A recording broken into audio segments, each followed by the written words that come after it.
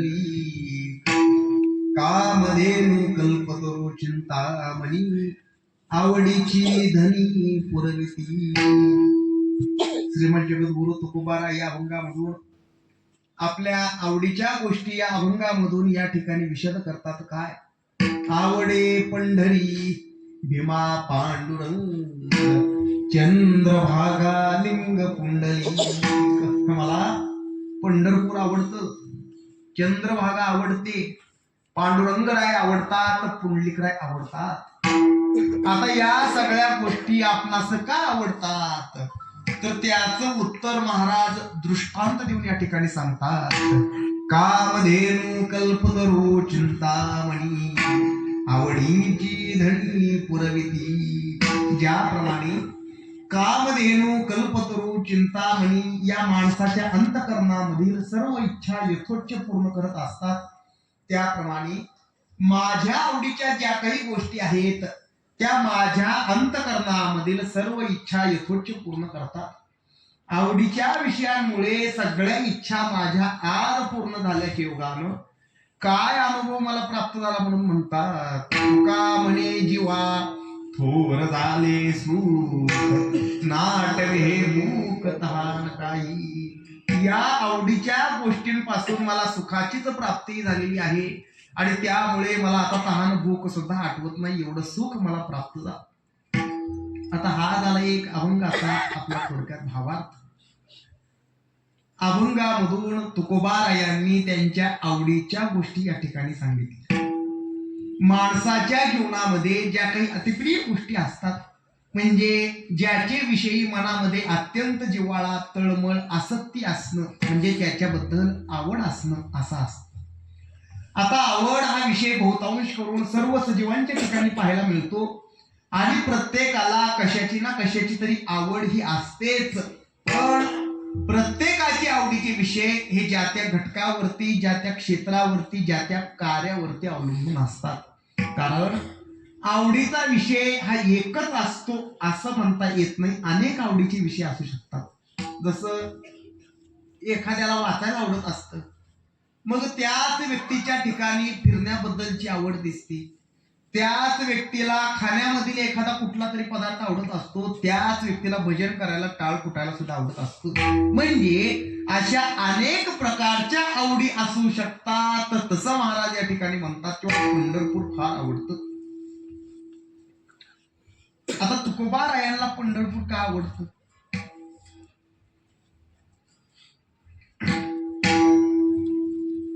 आता बघा, आता एखादा आपल्याला म्हणतो की मला हे करायला आवडतं, ते करायला आवडतं, अमका ठिकाणी जायला आवडतं, तमका ठिकाणी जायला आवडतं, तेव्हा तुमच्या आमच्या मनामध्ये असा एक प्रश्न निर्माण होत असतो की असं काय आहे त्या ठिकाणी. जसं महाराज म्हणतात की मला पंढरपूर फार आवडतं, मग असं त्या पंढरपूर मध्ये नेमकं आहे तरी काय? गावासारखं गाव, मंदिरासारखं मंदिर, देवासारखा देव, नदी सारखी नदी, आवडण्यासारखं जगाच्या वेगळं असं त्या ठिकाणी काय आहे? कसं असतं, आवडायचं जर म्हटलं तर त्या आवडण्या पाठीमागे त्याला कारण काहीतरी, प्रयोजन काहीतरी असावं लागतं. आणि आवड ही गोष्ट अशी असते की ती कुणी सांगून आवड आपल्या मनामध्ये निर्माण करत नाही. एखाद्या प्रमाणानं सिद्ध होऊन आवड निर्माण होत नाही. हे तुला आवडलंच पाहिजे असं म्हटलं म्हणजे आवड निर्माण होत नसते. आता एखाद्याला कारल्याची भाजी नाही आवडत, गुळानं माखलं तरी त्याच्याबद्दल आवड आम्हाला निर्माण होत नाही. म्हणून घरामधील मंडळी सांगतात, अरे कारलं हे आरोग्यासाठी चांगलं असतं, असं सांगितलं तरी देखील त्याच्याबद्दल आवड आम्हाला निर्माण होत नाही. म्हणून ते आरोग्याकरता, शरीराकरता किती गुणकारक आहे हे विज्ञानाच्या प्रमाणानं सिद्ध करून जरी आमच्या पुढे ठेवलं तरी देखील त्याच्याबद्दल आवड आम्हाला निर्माण होत नाही. म्हणून शेवटी रागानं हे तुला आवडलंच पाहिजे आणि हे तू खाल्लंच पाहिजे असं म्हटलं म्हणजे आवड निर्माण होत असते का? अहो, एखाद्याला एखादी गोष्ट आवडतच नसेल तर ते तुला का आवडत नाही असा प्रश्न तुम्ही त्याच्यावर नाही ना करू शकत. न आवडण्या पाठीमागं त्याला कारण वेगवेगळे असली पाहिजे नाहीत, पण आवडतच नाही म्हटल्यानंतर त्याला करणार काय? किंवा काही वेळेला काही गोष्टी या नाईलाजाने आवडून घ्याव्या लागत असतात. म्हणजे एखाद्याला डॉक्टर होण्याची इच्छा असते, पण नाईलाजानं का असत नाही शिक्षक व्हावं लागते, आर्थिक परिस्थितीमुळे अथवा अन्य कारणामुळे. पण आवड नसताना एखाद्याला आपल्याच घरामध्ये एखादी व्यक्ती कोणी आवडत नसते, पण नाईलाजानं का असत नाही ती आवडून घ्यावी लागते. हा भाग निराळा. नंतर केव्हा तरी त्याच्याबद्दल आवड निर्माण होते. आवड निर्माण होण्याकरिता दोन धर्म आणि एक प्रयोजन असावं लागतं, तेव्हा ती आवड निर्माण होते आणि ती टिकते. ती कुणी सांगून धाक टाकून प्रमाणाने सिद्ध करून आवड निर्माण होत नाही. कायद्याने आवड निर्माण करता येत नाही. युक्ती प्रयुक्तीने आवड निर्माण होत नाही. मग ती आवड कशी असावी लागते? आंतरी आवड असावी लागते, मनाची आवड असावी लागते, मूळचीच आवड असावी लागते. आता ही आंतरी आवड, मनाची आवड कशी निर्माण होत असते याचा जर विचार जर करायचा झाला तर तो सुद्धा आपल्याला जरा करता येतो. पहा, या जगतामध्ये प्रत्येकाला वेगवेगळं काही ना काही आवडत असतं. म्हणजे प्राण्यांना वेगळं आवडतं, पक्ष्यांना वेगळं आवडतं, माणसांना वेगळं आवडतं, देवाला वेगळं आवडतं, भूताखेतांची आवड वेगळी. आता प्राण्यांमध्ये सगळ्याच प्राण्यांना एकच आवडत असतं असं नाही, प्रत्येकाला वेगवेगळं आवडत असतं. आता त्या गाढवाला गावची उकिरडे फुकायला आवडतं म्हणजे हे काम सगळ्याच प्राण्यांच्या आवडीचं आहे असं अजिबात नाही. त्या डुकराला घाणीमध्ये चिखलामध्ये राहायला फार आवडतं. वाघ सिंहांना एकांतामध्ये गुहेमध्ये राहायला फार आवडतं. आता हे जसं यांच्या राहण्याच्या बाबतीत आहे तसंच यांच्या खाण्याच्या बाबतीत सगळ्याच प्राण्यांना एकच खायला आवडतं असं नाही, प्रत्येकाला वेगवेगळं आवडत असतं. वाघ सिंहांना मांस खायला फार आवडतं, गाईला म्हशीला हिरवं गवत खायला फार आवडतं, घोड्याला हरभरे खायला फार आवडतात. आता हे जसं प्राण्यांचं आहे तसंच पक्ष्यांच्या बाबतीत सगळ्याच पक्ष्यांना एकच खायला आवडतं असं नाही, प्रत्येकाला वेगवेगळं आवडत असतं. राजहंस मोतीच वेचतो, बगळा माशी तर खातो, चिमण्यांना टिपलेलं धान्य खायला फार आवडतं. आता हे जसा पक्ष्यांचा आहे तसाच प्रकार माणसांचा. सगळ्याच लोकांना एकच खायला आवडतं असं नाही, सगळ्याच लोकांची आवडीची ठिकाणी एकच असतात असंही नाही, हा सर्वांनाच परमार्थ करायला आवडतो असंही नाही, तर प्रत्येकाच्या आवडी निवडी वेगवेगळ्या असतात. तसं महाराज या ठिकाणी म्हणतात की मला पंढरपूर फार आवडतं. आता तुकोबारायांना पंढरपूर का आवडतं? गाईला म्हशीला हिरवं गवत खायला का आवडतं? एखाद्याला तिखट पदार्थ शिळं अन्न खायला का आवडतं? एखाद्याला खोटं बोलायला, चोरी करायला, लबाड्या करायला का आवडतं? एखाद्याला कीर्तनामध्ये झोपायला का आवडतं? प्रत्येक लोकांमध्ये ही अशी आवडीबद्दल भिन्नता का? तर त्याचं उत्तर म्हणजे असं की जो विषय असतो आणि जी प्रकृती असते त्याच्यामध्ये समान गुण असावे लागतात. आता गायीची प्रकृती ही अत्यंत सात्विक आहे, गाय ही सत्वगुणी आहे आणि तिचं जे काही खाद्य आहे म्हणजे गवत हे निसर्ग नियमानं उगवलेलं असल्याच्या योगानं ते सुद्धा सात्विक असतं. त्याच्यामध्ये रजगुण तमोगुण नसतो, अत्यंत सत्वगुणी असतं. असं दोन गुणांचं समीकरण जेव्हा व्हावं तेव्हा ते आवड निर्माण करत असतात. याच्या उलट एखाद्याला तिखट पदार्थ शिळं अन्न विटलेलं अन्न खायला आवडतं का? तर त्यांची प्रकृती तमोगुणीच आहे. अहो, ज्याच्या प्रकृतीमध्ये 80% तमोगुण बनलेला असेल, 10-12% रजगुण असेल आणि एखादा दुसरा टक्का जर सत्वगुण जर असेल तर तशाच पदार्थाविषयी तशाच घटकाविषयी त्याची आवड जात असते. त्याच्या उलट ज्याच्या प्रकृतीमध्ये 90% सत्वगुणच जर बनलेला असेल तर त्याला सत्वात्मक चांगलंच आवडलं जातं. जेव्हा विषयांमधील हे दोन गुण समान होतात म्हणजे भोगाचे आणि भोगत्याचे, हे दोन गुण जेव्हा समान होतात एकत्र येतात तेव्हा ते अशी त्याची आवड निर्माण करत असतात. आणि एकदा त्या गोष्टीची आवड आपल्या मनामध्ये निर्माण झाली की त्या गोष्टी अखेरच्या श्वासापर्यंत ते एकत्रित पासून बाजूला कधी जात नसतात. अहो, त्या भुंग्याला त्या कमलकंदाची किती आवड असते हो. ते कमळ सकाळी उमलल्यानंतर तो भुंगा त्याच्यामध्ये जाऊन बसतो, त्यामधील मकरंद सेवन करत राहतो. सायंकाळ झाली तरी त्याचा भान त्या भुंग्याला राहत नाही. सायंकाळ झाल्यानंतर ते कमळ मिटल्यानंतर तो भुंगा आतमध्ये अडकून गुदमरून जीव देतो, पण ते कमळ तो अखेरपर्यंत सोडत नाही. त्या भुंग्याला जीव दिला, प्राण दिला, पण ते कमळ त्यानं शेवटपर्यंत सोडलं नाही. हे असं का? तर त्या भुंग्यामधील गुण आणि कमळामधील गुण ते समान असतात, एकत्र येतात आणि ते एवढी अशी त्याची आवड निर्माण करतात. आता हे सगळं सांगायची गरज आपल्याला का पडली? तर आवड निर्माण का होते याच्यासाठी. कारण सगळेच माणसं आहेत, सगळ्यांना पंढरपूर माहिती आहे, पण तुम्हा आम्हाला ते आवडत नाही आणि तुकोबारायांनाच ते का आवडलं याच्यासाठी. तर याचं उत्तर म्हणजे असं की पंढरपूर मधील जे काही गुण आहेत ते आम्हा वारकऱ्यांच्या अंगामध्ये असतात, म्हणून महाराज म्हणतात आवडे पंढरी. आता हे पंढरपूर आमच्या तुकोबारायांना आवडलं खरं, मग आता ही पंढरी महाराजांना आवडली तरी नेमकी कशी?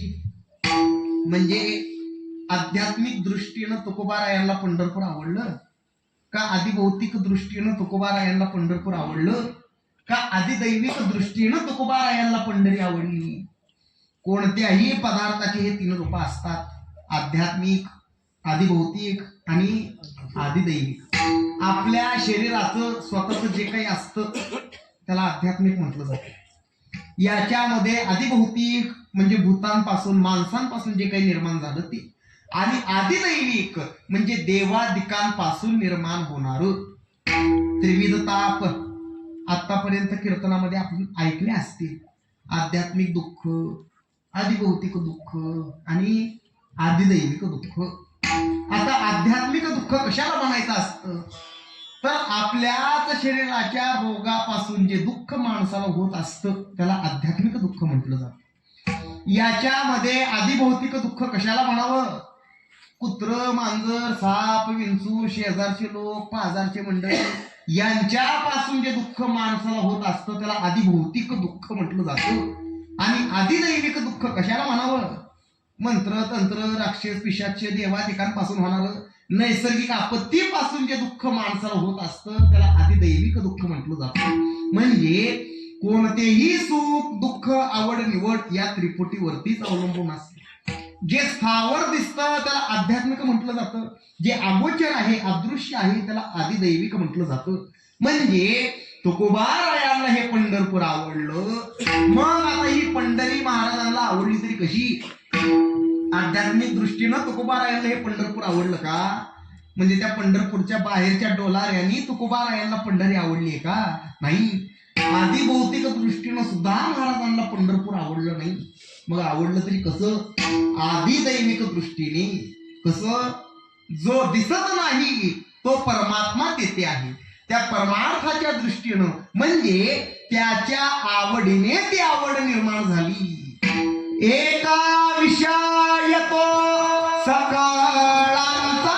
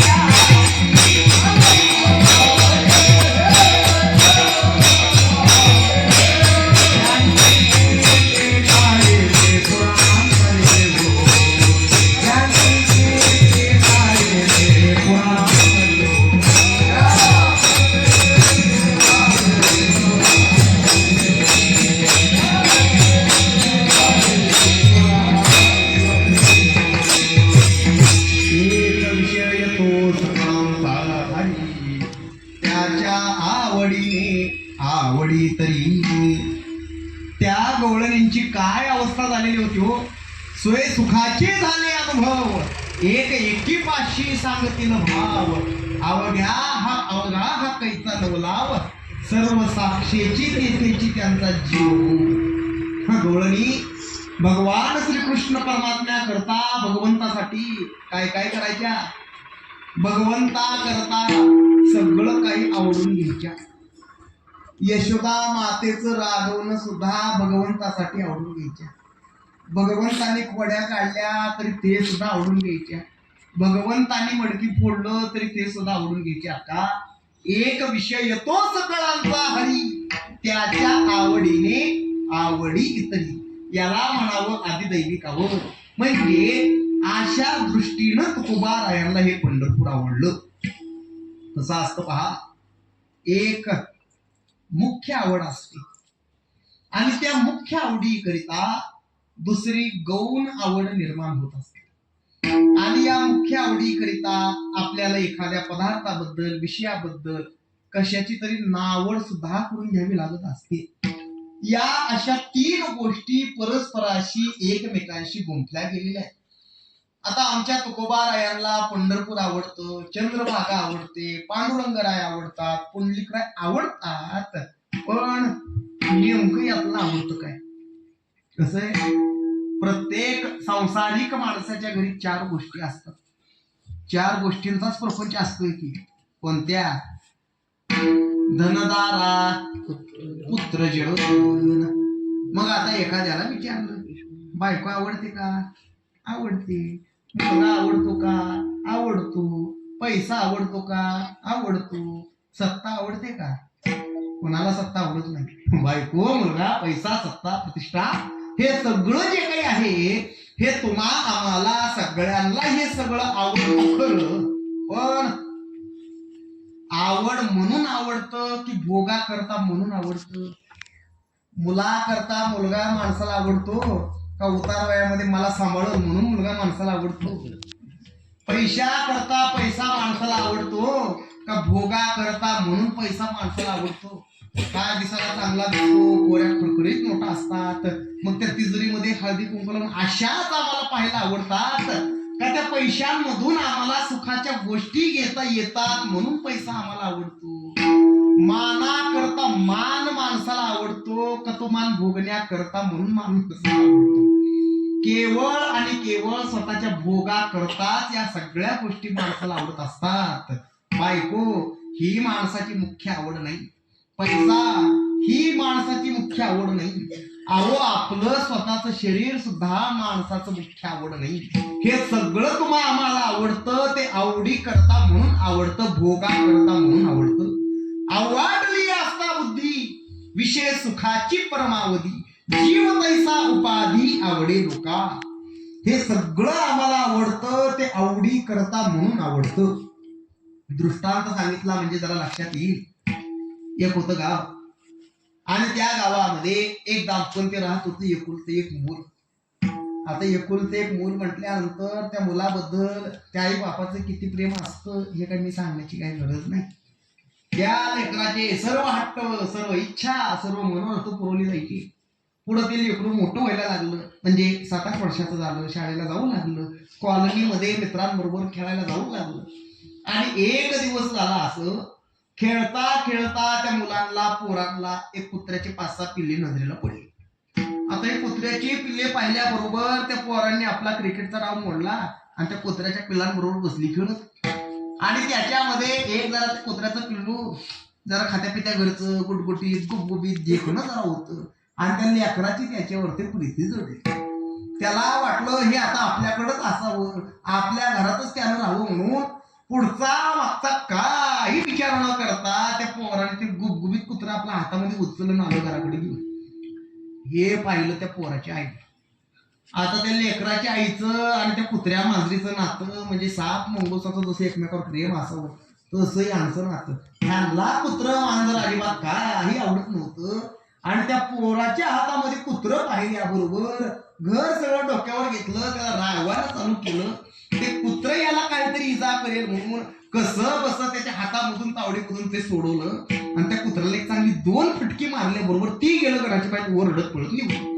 आता आपल्या आईनं असं केलं म्हटल्याबरोबर त्या लेकराने आपलं जमिनीवरती अंग टाकलं, डोळे पांढरे केले, लागलं मोठमोठ्याने रडायला, पाहिजे पाहिजे म्हणून भोंगा पसरायला चालू केला. आता आपल्या लेकराची ही अशी अवस्था पाहिल्याबरोबर ती माता पळत बाहेर ते कुत्रा आणायला. ते अगोदरच 2 फटके खाऊन पुढे गेलेलंच होतं.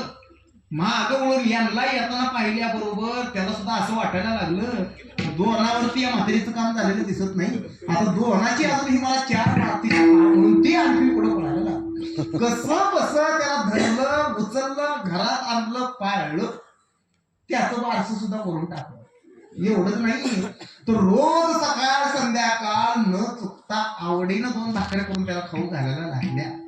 आता बघा, त्या मातेला त्या कुत्र्याच्या पिल्लाबद्दल जी काही आवड आहे ही गौण आवड आहे. मुख्य काय आवडतोय तो मुलगा. त्या मुलाकरता म्हणजे मुख्य आवडीकरिता ही गौण आवड माणसाला अशी स्वीकारावी लागत असते. सांगायचं तात्पर्य काय की माणसाची मुख्य आवड ही भोग आहे आणि भोगा करता म्हणून हे सगळं तुम्हाला आम्हाला आवडतं. बायको, मुलगा, पैसा हे सगळं आम्हाला आवडतं, ते आवडी करता म्हणून आवडतं. आणि या मुख्य आवडी करिता नावड सुद्धा माणसाला कशाच्या तरी करून घ्याव्या लागतच असतात. आता बघा, त्याच मातेला तिच्या लहानपणी अस्वलाचे खेळ पाहायला फार आवडायचं. शनिवार रविवार जत्रेचं यात्रेचं ते अस्वलाचं मालक गावात अस्वल घेऊन खेळ दाखवायला यायचं. आणि एक दिवस झाला असं ते अस्वलाचं मालक ते अस्वल घेऊन गावात आलं, नेमकं यांच्या दारात येऊन उभं राहिलं. हे पाहिलं त्या पोराच्या आईनं. तिला असं वाटलं की मला जसं माझ्या लहानपणी हे आवडायचं तसं माझ्या पोराला सुद्धा आवडलं, म्हणून आनंदानं त्या लेकराला घरामधून बाहेर घेऊन आल्या आणि त्या लेकराला ते अस्वल दाखवलं. आता त्या अस्वलाला पाहिल्याबरोबर त्याचे खेळ चालू झाल्याबरोबर ते एवढं 5-6 वर्षाचं लेकरू त्याला बघून लागलं घाबरायला आणि त्याचे खेळ चालू झाल्याबरोबर मोठमोठ्याने रडायला लागलं आणि त्याला बघून घाबरून घरामध्ये पळून गेलं, कुठंतरी जाऊन लपलं. आता आपलं लेकरू घाबरलं, रडलं. एवढंच पाहिल्याबरोबर त्या मातेनं त्या अस्वलाच्या मालकाच्या हातात 4 पैसे टेकवले आणि त्याला सांगितलं, पहिलं तुझ्या अस्वलाला घेऊन इथून निघ, तुझ्या अस्वलामुळे माझं लेकरू घाबरायला लागलं. आता बघा, त्या मातेला त्या अस्वलाबद्दल आवड असताना नावड निर्माण करून घ्यावी लागली का तर मुख्य आवडीला बाधा येते म्हणून. त्या कुत्र्याच्या पिल्लाबद्दल आवड नसताना आवड निर्माण करून घ्यावी लागली का तर मुख्य आवडीला बाधा येते म्हणून. म्हणजे मुख्य आवडीकरिता गौण आवड आणि नावड ही माणसाला स्वीकारावीच लागत असते. म्हणजे ज्या कालात माणसाला जे आवडतं त्या कालात माणसाची मुख्य आवड ही भोग आहे आणि भोगा करता म्हणून प्रपंच आम्हाला आवडतो. आणि या मुख्य आवडी करता भोगा करता नावड सुद्धा असतेच की. कशाची? परमार्थाची. का तर परमार्थ तुमच्या आमच्या भोगामध्ये बाधा आणत असतोय ना, म्हणून मुख्य आवड भोग, गौण आवड प्रपंच आणि नावड ही परमार्थाची. विषय विषयांचा पडिपाडू, गोड परमार्थ लागे कडू, कडू विषय तो गोड जीवाशी झाला. सांगायचं तात्पर्य काय की मुख्य आवडी करिता गौण आवड माणसाला स्वीकारावी लागत असते. म्हणजे तुकोबारायांना हे पंढरपूर आवडलं, मग आता ही पंढरी महाराजांना आवडली तरी नेमकी कशी?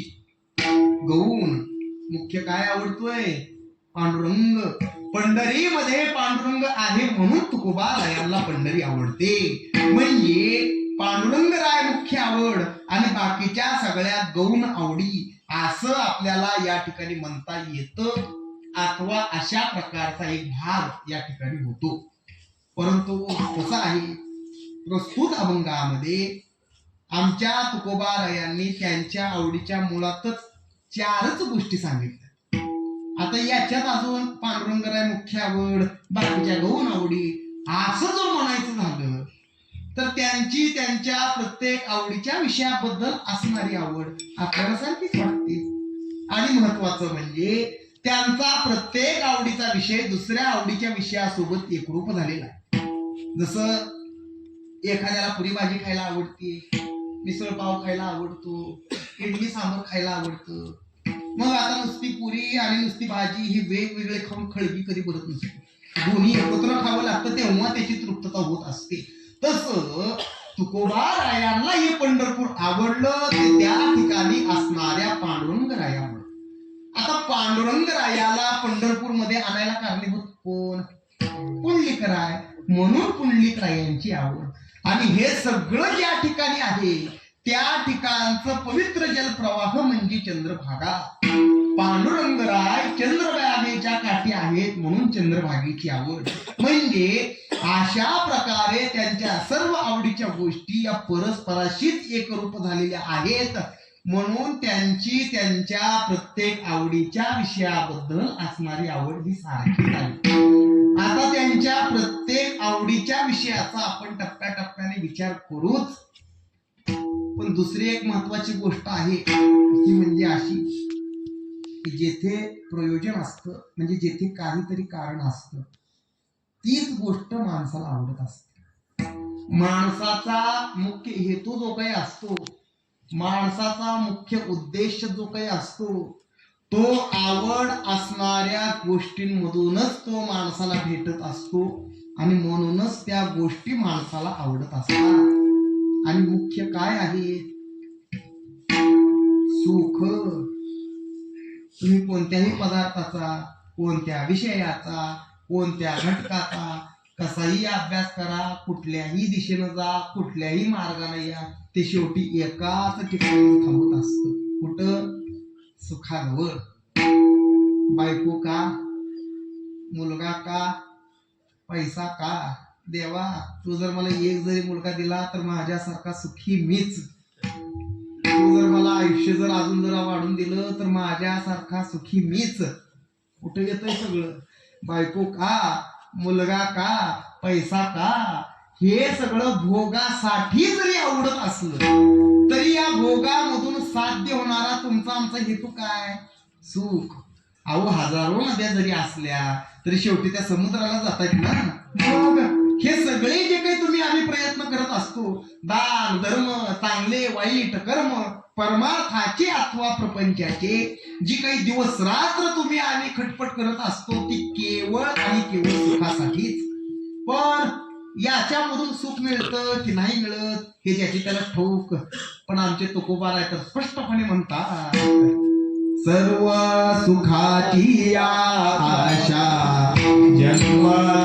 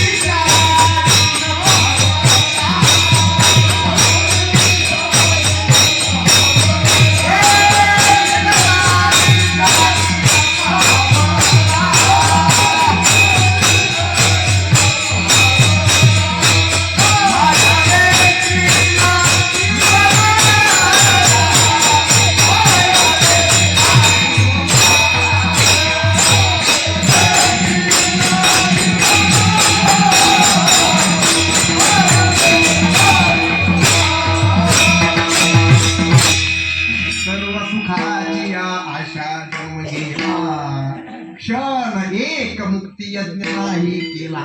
आत्मा कोण सुख धोरणी संसारी, राहो सांग मजवा हरी, अवया नाशिवंता परी. हे सगळं केलं जातं ते फक्त आणि फक्त सुखासाठी. पण खरं सुख आहे कुठं? सुखाचं सार ठिकाण आहे कुणीकडं? सुखाचे जे सुख चंद्रभागे तटी, पंढरी मध्ये सुखाचं स्थान आहे. अथवा नामदेवराय एका ठिकाणी म्हणतात बघा, सुखा लागी करसी तळमळ, तरी तू काय पंढरीशी एक वेळ. म्हणजे पंढरीमध्ये सुखाचं स्थान आहे म्हणून तुकोबारायांना पंढरपूर आवडतं. आणि सर्वात महत्वाचं म्हणजे या सुखाला जे जे काही प्रतिबंध येत असतात, जे जे काही बाधा येत असतात, ज्या काही अडचणी येत असतात, हे प्रतिबंध बाधा दूर करून ते सुख निरंतर ठेवण्याचं सामर्थ्य पंढरीमध्ये आहे म्हणून तुकोबारायांना पंढरपूर आवडतं. माणसं घराला कंपाऊंड करतात, शेताला बांध घालतात, बागेला कुंपण करतात, सीमेवरती जवान शस्त्र बाळगत असतात. हे सगळं कशासाठी आणि का? सुरक्षा राहण्यासाठी. आणि सुरक्षा जर नसेल तर शेताला जर बांध जर नसला तर शेत कसं आपलं कमी कमी कमी होत जातं याची कल्पना आहे. सुरक्षा जर नसेल तर बाधा येत असतात, अडचणी येत असतात. तसं सुख जरी असलं, पंढरपुरात सुख जरी असलं तरी देखील या सुखाला सुद्धा प्रतिबंध येणाऱ्या, बाधा आणणाऱ्या, अडचणी आणणाऱ्या काही गोष्टी या जगात आहेत. मग आता या सुखाला प्रतिबंध आणणाऱ्या, बाधा आणणाऱ्या, अडचणी आणणाऱ्या ज्या काही गोष्टी आहेत त्यातली पहिली गोष्ट आहे ती म्हणजे दोष, दुसरी गोष्ट पाप आणि तिसरी गोष्ट आहे अहंकार. या गोष्टींमुळे सुखाला बाधा येत असतात आणि या सगळ्या गोष्टी डोंगरासारख्या आडव्या पसरलेल्या असतात. आता या सगळ्या गोष्टी आपण पार करायच्या आणि तेव्हा कुठं आपल्याला सुखप्राप्ती. आपल्याकडं अहंकार घालवण्याच्या गोष्टी आपण कधीच करत नसतो. उलट आमचा अहंकार अजून वाढायला जरा कमीच वाटतोय म्हणून त्याच्यासाठी प्रयत्न करणारे तुम्ही आम्ही आहोत. पाप घालवण्याच्या गोष्टी माणसं कधीच करत नसतात. उलट पापाचं रांजण आमचं अजून का भरत नाही याच्यावर चिंता करणारे तुम्ही आम्ही आहोत. दोष घालवण्याच्या गोष्टी माणसं कधीच करत नाहीत. उलट आमचे दोष आणखीन वाढतील कसे याच्यासाठी खटाटोप करणारे तुम्ही आम्ही आहोत. आता या जगामध्ये दोष असतात बरं का, नाही असं नाही. या जगात दोष असतात. मातृदोष, पितृदोष, गुरुला जर नाव ठेवलं तर आणखीन तो दोष, गुरुचा दोष आणून लागतो. त्याच्यानंतर कीर्तनामध्ये, कथेमध्ये अन्न खाल्लं, पाणी पिलं, दोष लागतो. मग असे या जगात दोष आहेत नेमके किती? 5, 10, 15, 100, 500, 1000 अशी जर या दोषाची जर संख्या जर आपल्याला सांगता येत असती तर आमच्या तुकोबारायांनी आपली विधानं खर्ची घातलीच नसती. किती दोषा देव परिहार, गुण दोषे बळिले अंतर, आधी वर्तमान भविष्याकार, लागे अंत पार नाही ऐसे. जीवाच्या दोषाचा अंतच लागत नाही एवढे या जगात दोष आहेत. पण आपल्याला ते दोष कधीच वाटत नाहीत. मग कितीही प्रपंच केला, कितीही काही केलं तर दोष वाढतील का कमी होतील? हे म्हणजे आगीत तेल टाकल्यासारखंच आहे की वाढणारच आहेत. मग हे दोष जर आपल्याला घालवायचे असतील, या दोषातून जर आपल्याला मुक्त व्हायचं असेल तर त्याच्यासाठी आपण काय केलं पाहिजे, आपण काय करावं? तुकोबारायांना जाऊन जर विचारलं तर महाराज म्हणतात त्या सगळ्या दोषातून जर तुम्हाला जर मुक्त व्हायचं असेल तर ते दोष घालवण्याचं ठिकाण या जगामध्ये दुसरीकडे कुठंच नाही. ते दोष घालवण्याचं ठिकाण जर कुठलं असेल, ते कोणतं असेल म्हणाल तर ते पंढरी आहे. पंढरीमध्ये सगळ्याच दोषाचं निवारण होतं. जया दोषा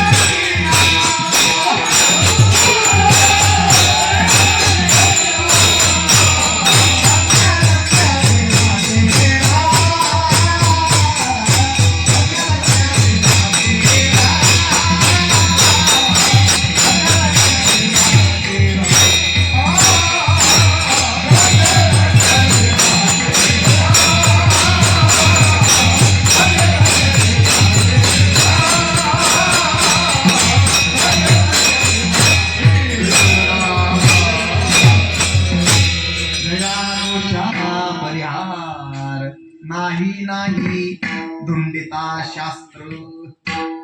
माणसाचे दोष जात असतात बघा, नाही अशातही नाही जातात. कशाने? जपमाळा करून.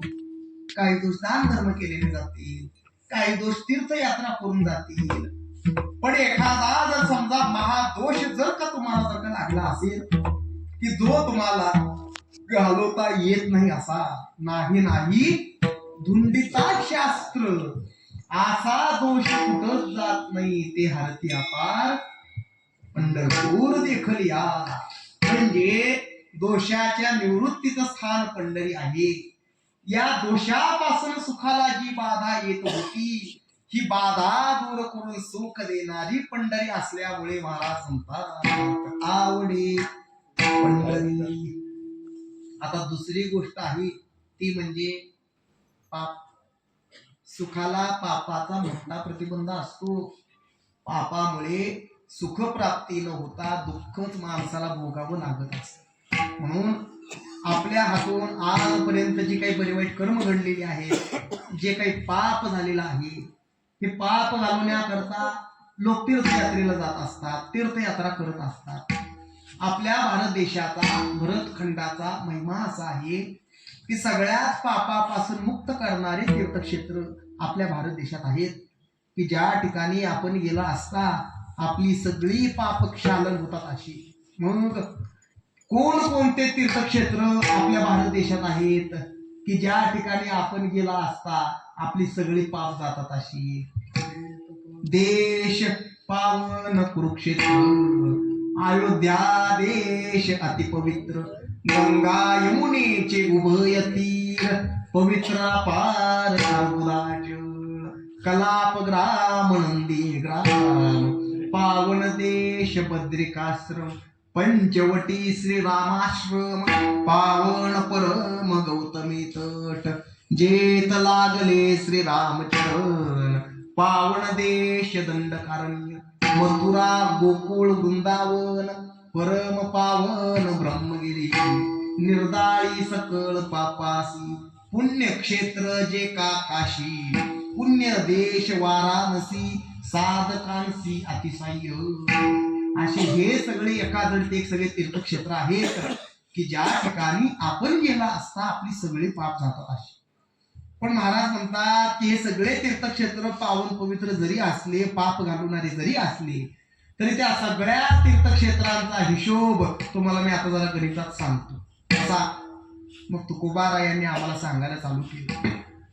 महाराज म्हणतात की काशीच्या 5 यात्रा करून जे पुण्य आम्ही करतो आणि पाप घालवतो तेवढंच पुण्य द्वारकेच्या 3 यात्रा करूनच आम्हाला भेटतं. काशीच्या 5 यात्रा करून जे पुण्य आम्ही करतो आणि पाप घालवतो तेवढंच पुण्य द्वारकेच्या 3 यात्रेमध्येच आम्हाला साध्य होतं.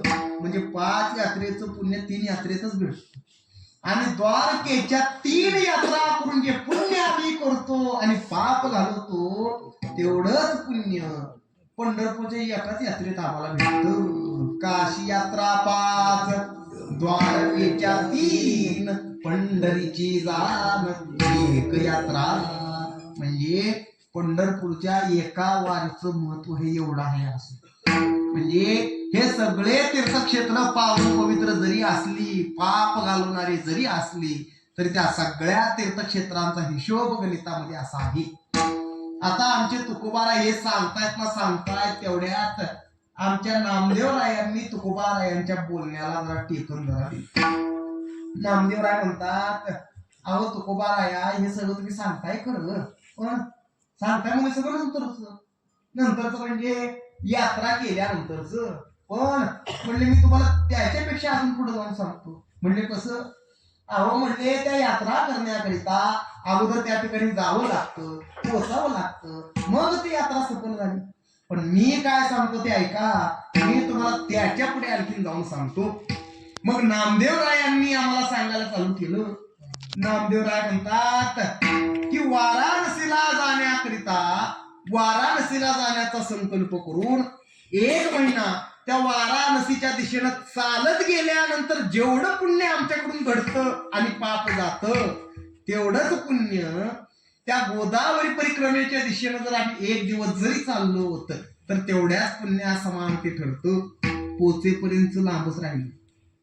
जर समजा तुमच्या गावापासून वाराणसीला चालत जाण्यासाठी जर 2 महिने जर का लागत असतील, त्यापैकी 1 महिना जेवढं तुम्ही अंतर गेला असाल, 1 महिना चालून जेवढं पुण्य तुमच्याकडून घडलं असेल आणि पाप गेला असेल तेवढंच पुण्य त्या गोदावरी परिक्रमेच्या दिशेनं जर तुम्ही 1 दिवस जरी चालला, मग ते 10 किलोमीटर असू द्या नाहीतर 15 किलोमीटर असू द्या, 1 दिवस जरी तुम्ही त्या गोदावरीच्या वाटेमध्ये चाललात तरी महिनाभराचं पुण्य तुम्हाला एकाच दिवसामध्ये मिळतं. आणि गोदावरीला जाण्याचा संकल्प करून 1 दिवस त्या गोदावरीच्या दिशेनं चालत गेल्यानंतर जेवढं पुण्य आमच्याकडून घडतं आणि पाप जातं तेवढंच पुण्य त्या पंढरपूरला जाण्याचा संकल्प करून त्या पंढरपूरच्या दिशेनं आम्ही 1 पाऊल जरी टाकलं तरी महिनाभराचं पुण्य, एका दिवसाचं पुण्य आम्हाला एका पावलावरती साध्य होतं. वाराणसी चाली जे मासा, गोदावरी 1 दिवसा, पंढरी पाऊल परियेसा, आईचा ठसा नावाचा. आता ही माणसं तीर्थयात्रा करतात तरी कशासाठी हो? गावाकडे बसून जे काही पाप केलेलं असतं, आपण घडलेला असतं, कुठला शब्द योग्य वाटतो तो तुमचं तुम्ही लावून घे. गावाकडे बसून जे काही पाप झालेलं असतं हे पाप गावण्यासाठी म्हणून लोक तीर्थयात्रेला जातात. परंतु कसं आहे, जो मनुष्य गावाकडे 1 मिनिट कवा गप्प बसत नाही, जो मनुष्य गावाकडे पाप केल्याशिवाय कधी राहत नाही, असा मनुष्य जर समजा तीर्थयात्रेला पाप जर का घालवायला जर का गेला तर तो बाबा त्या तीर्थक्षेत्राच्या ठिकाणी गुन्ह्या गोविंदानं गप्प बसल, तिथं जाऊन पाप करणार नाही. कशावरून? कसं असतं, मूळ स्वभाव माणसाचा मूळ स्वभाव काही जात नसतो. हा जो मनुष्य गावाकडे सकाळी उठल्याबरोबर पाप करतोय, ज्याच्या दिवसाचीच सुरुवात पाप करण्यापासून आहे, मग असा मनुष्य जर तीर्थयात्रेला पाप जर घालवायला गेला तर तो बाबा त्या तीर्थक्षेत्राच्या ठिकाणी गुन्ह्या गोविंदाला जाऊन गप्प बसेल, तिथं जाऊन पाप करणार नाही. कशावरून? मग त्या बाबानं त्या तीर्थक्षेत्राच्या ठिकाणी जाऊन केलेल्या पापाचं काय? ते पाप घालवायचं कुठं? महाराज म्हणतात, अन्य क्षेत्री पाप कीजे ते पुण्यक्षेत्री विनसीजे, पुण्यक्षेत्री पाप कीजे ते त्यागी जे पंढरीसी. महाराज म्हणतात की अन्य ठिकाणी जर पाप केलं तर ते तीर्थक्षेत्राच्या ठिकाणी जाऊन घालवावं लागतं, आणि तीर्थक्षेत्राच्या ठिकाणी जर तुम्ही पाप केलं तर ते पंढरपुरातच येऊन घालवावं लागतं. आता तुमचे चेहरे बघून तुमच्या काय विचार आले? तुम्हाला वाटत असेल गावाकडे जर आम्ही पाप केलं तर आम्हाला त्याला पर्याय आहे का? की तीर्थक्षेत्राला जाऊन आम्हाला ते पाप घालवता येते. आनंद आहे. तीर्थक्षेत्राच्या ठिकाणी जरी आम्ही पाप केलं तरी सुद्धा आता आम्हाला पर्याय सापडला. कुठलं? पंढरपुरात जाऊन आम्हाला पाप घालवता येतंय. आनंद आहे. मग पंढरपुरात जाऊन जर आम्ही पाप केलं तर ते पाप घालवायचं कुठं? असा प्रश्न तुम्हाला पडला असेल. गावाकडे केलेलं पाप हा तीर्थक्षेत्राच्या ठिकाणी जाऊन घालवता येईल. तीर्थक्षेत्राच्या ठिकाणी जर पाप केलं तर ते पंढरीमध्ये जाऊन घालवता येईल.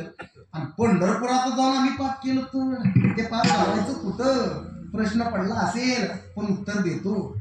महाराज म्हणतात, पंढरीचे पातळ पंढरीस नासे देख, एवढे क्षेत्र अलौकिक त्रिभुवना माझारी. असा हा पंढरपूरचा महिमा आहे. म्हणून तुम्हाला आम्हाला आता वाटतं काय की आता पहिलं कार्यक्रम संपल्या पहिलं वारीच्या अगोदरच पंढरपूर जाऊन टाकलं पाहिजे, पंढरपूर जाऊन सगळी पाप घालली पाहिजे, असा विचार जरी आम्ही आता मनात करायला घेतला तरी महाराज म्हणतात, अरे बाबा तू त्या पंढरपूरला जायचं नाव जरी काढलंस तर ते यमाला सुद्धा लगेच काळजी वाटायला लागते. का? तर ते यमाला सुद्धा असं वाटतं की जर माणसं जर आता पंढरपूरला निघाली आणि पंढरपूरला जाऊन जर पाप मुक्त जर का झाली तर आपल्या बरोबर गप्पा मारायला आता कुणाला घेऊन जाऊ? पंढरीशी जाऊन म्हणती यम थोर चिंता करती. बरं नाही जमलं एखाद्या वेळेस त्या पंढरपूरला जायला जाणं तर महाराज म्हणतात, अरे बाबा तू घरात बसून त्या भगवंताच्या नावाचा जप करण्याऐवजी त्या पंढरपूरच्या जरी नावाचं तू जप करत बसलास तरी काय होतंय? पंढरी पंढरी म्हणतात पापाची मोहरी. असा हा पंढरीचा महिमा आहे. म्हणून मूर्तिमंत ज्ञानी यांचे राजे असणारे कैवल्य साम्राज्य चक्रवर्ती आमचे ज्ञानोबा आहे. आता आपला अभिप्राय या ठिकाणी दे. माऊली म्हणतात की या जगतातले सगळे तीर्थक्षेत्र पावन आहेत, पवित्र आहेत, मान्य आहे. पण ते या पंढरपूरची काही तेवढी सर करू शकत नाहीत. काशी, अयोध्या, अवंतिकांची, मथुरा, माया, गोमती इत्यादी सर्व तीर्थे आहेत ती परी सरी नपवती पांडुरंगी. का तर या पंढरीचा महिमा असा आहे की या पंढरपूर मधील तृण आणि पाषाण सुद्धा देवच आहेत. ऐका पंढरीचे महिमान, रावळा तितुके प्रमाण. तेथील तृण आणि पाषाण तेही देव जाणावे. इतकंच नाही तर पंढरपूर म्हणजेच वैकुंठच आहे म्हणतात. पंढरी म्हणजे गोवैकुंठ. ब्रह्मत्व तव दिसत असे नीट. या हरिदासासी वाळवंट जागरणासाठी दिदले. असा हा पंढरपूरचा महिमा आहे. म्हणून असं असणार हे पंढरपूर कसं आहे म्हणून आमचे माऊली सांगतात. तर माऊली म्हणतात की एवढं महान असणार हे पंढरपूर या त्रिभुवनामध्ये जेवढे काही तीर्थक्षेत्र आहेत त्या सगळ्यात तीर्थक्षेत्रांचं हे बाप तीर्थ आहे. बाप तीर्थ हे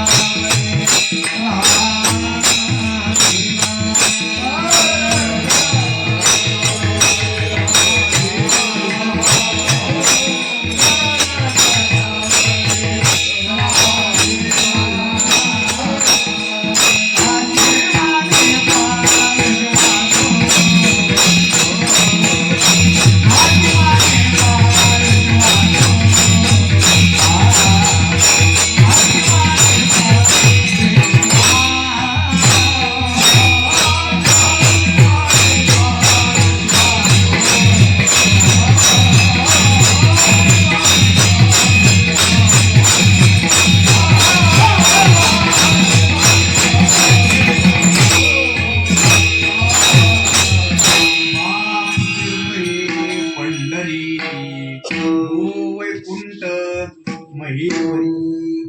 मग असं असणार हे पंढरपूर, एवढं महान असणार हे पंढरपूर लांबून काय असत नाही.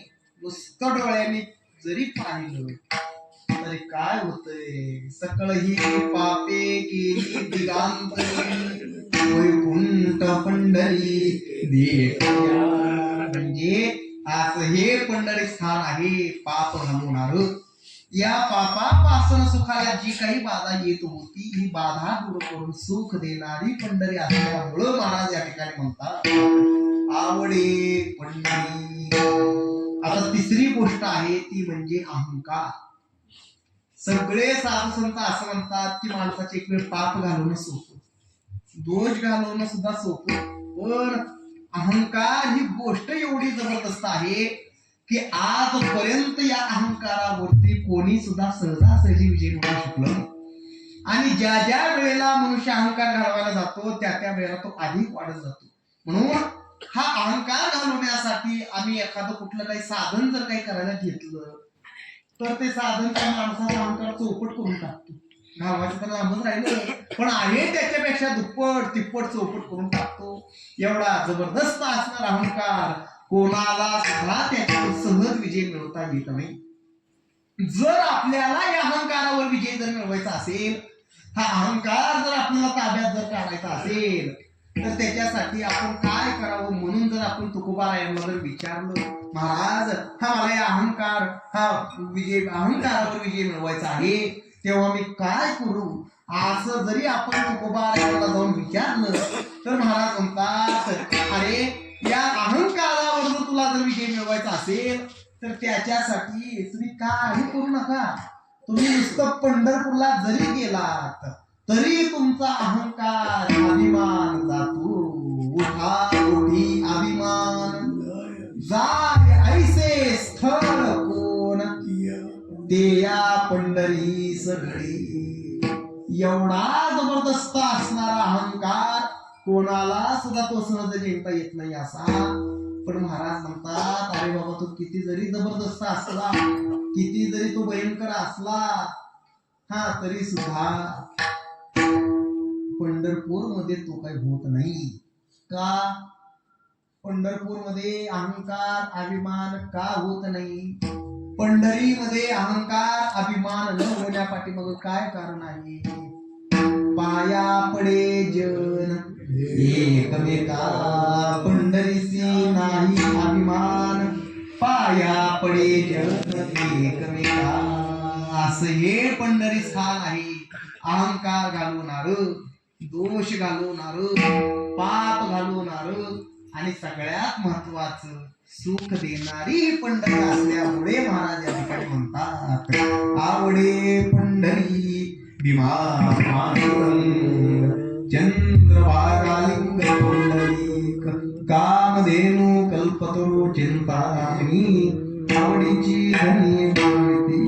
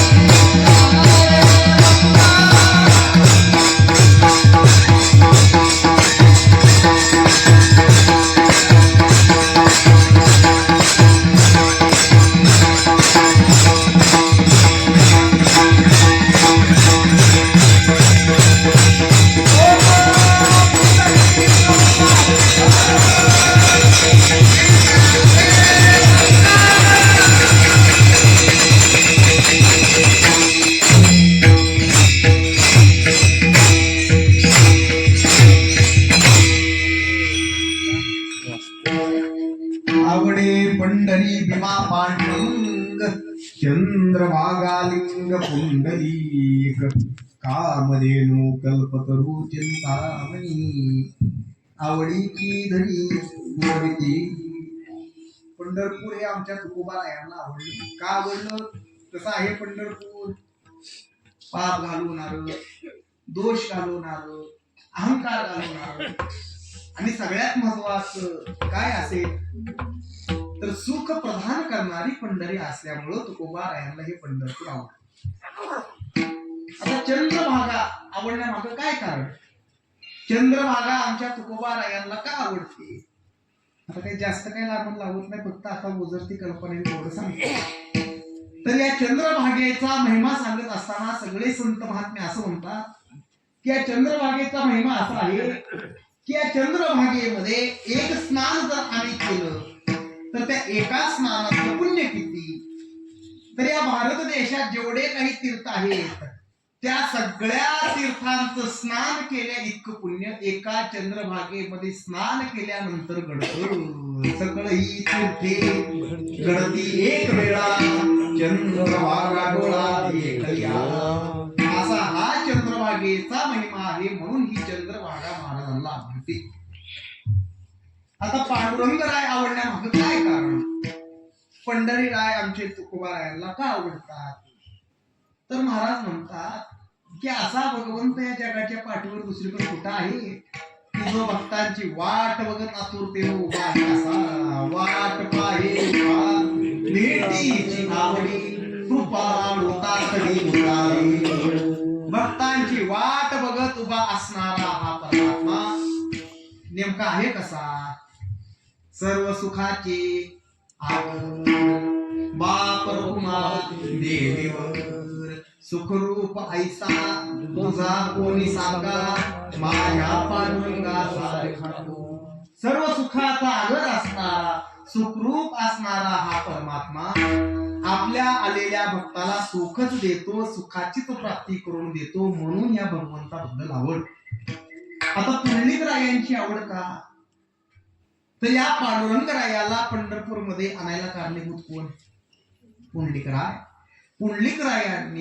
पुंडलिकरायांचे तुमच्या आमच्यावरती नवे नवे तर या जगतावरती अगणित असे उपकार आहेत. तया पुंडलिके केला उपकार. काय उपकार केला पुंडलिकरायांनी तुमच्या आमच्यावर? तर पुंडलिकरायांनी वैकुंठीचं सुख पंढरीमध्ये आणून ठेवलं. वैकुंठामध्ये असणार सुख पुंडलिकरायांनी ते पंढरीमध्ये आणून ठेवलं आणि ते सुख तुम्हा आम्हाला प्राप्त होण्यासाठी, ते सुख तुम्हा आम्हाला भेटण्यासाठी म्हणून काय केलं? तुका म्हणे सोपी केली पायवाट. हा सोपी पायवाट या पुंडलिकरायांनी घालून दिली, म्हणून या पुंडलिकरायांची आवड. म्हणजे अशा प्रकारे या सगळ्या आमच्या तुकोबारायांच्या आवडीच्या गोष्टी. आता मगाशी बोलण्याच्या ओघात मी 2 वाक्य मगाशी बोललेलो होतो. काय मगाशी 1-2 वाक्य मी मगाशी म्हटलेलं होतं? जेथे प्रयोजन असतं म्हणजे जेथे काहीतरी कारण असतं तीच गोष्ट माणसाला आवडत असते. माणसाचा मुख्य हेतू जो काही असतो, माणसाचा मुख्य उद्देश जो काही असतो, माणसाचा मुख्य स्वार्थ जो काही असतो, तो आवड असणाऱ्या गोष्टींमधूनच तो माणसाला भेटत असतो आणि म्हणूनच त्या गोष्टी माणसाला आवडत असतात. मग आता या ठिकाणी तुकोबारायांनी त्यांच्या आवडीच्या ज्या काही गोष्टी सांगितलेल्या आहेत, मग आता त्यांच्या त्या आवडीच्या गोष्टींमधून माझा मुख्य हेतू, माझा मुख्य स्वार्थ, माझा मुख्य उद्देश काय साध्य झाला म्हणून महाराज शेवट सांगतात. तुका म्हणे जीवा झाले सुख नाटले भूक तहान काही. या आवडीच्या गोष्टींपासून मला सुखाचीच प्राप्ती झालेली आहे आणि त्यामुळे आता मला तहान भूक सुद्धा आठवत नाही, एवढं सुख मला प्राप्त झालं. म्हणजे या अभंगामधून तुकोबारायांनी त्यांच्या आवडीच्या गोष्टी सांगून त्या आवडीच्या गोष्टींमधून काय अनुभव आपल्याला आज आला तो अनुभव या अभंगामधून या ठिकाणी सांगितला. आवडे पंढरी भीमा पांडुरंग चंद्रभागालिंग पुंडलिक कामधेनु कल्पतरू चिंतामणी आवडी धनी पुरते तुका म्हणे जीवा थोर झाले सुख नाटवे भूक तारकाय कामधेनु कल्पतरू चिंतामणी आवडीची धनी पुरविती मनावरी